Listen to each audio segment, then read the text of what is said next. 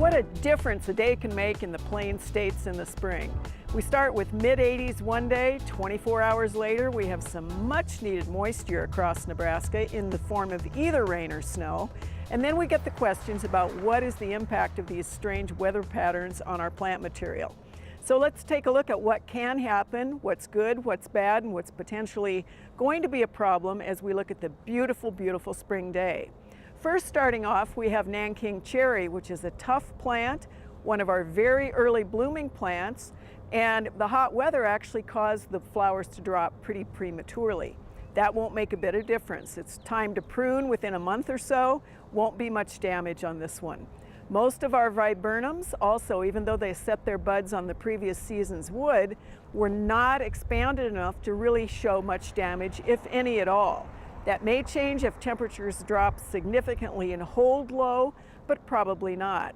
Then we have our early flowering Spirea, the garland Spirea. The buds are still tightly closed, no damage whatsoever, and hopefully in this next piece of nice warm spring weather, we'll see those burst into flowering. And then plants with almost succulent foliage like the surprise lilies, they laid flat, the sun came out, the snow melted, they stood right back up again. One of the earliest flowering trees that we see in some parts of the states is the magnolia, which people absolutely love. But unfortunately, that early flowering means that the buds can really be damaged by these cold snaps. The earliest ones are the star magnolias, and they actually really deteriorated between the heat and the cold. Saucer magnolia, on the other hand, some of the flowers were really fully expanded and some of the buds were not, and you can see a little bit of damage. If the temps really drop, we may see these actually be damaged even further. The other thing that happened is that our turf started to grow, so it's time, if you haven't already done it, to get those lawnmower blades sharpened and get that turf ready to mow.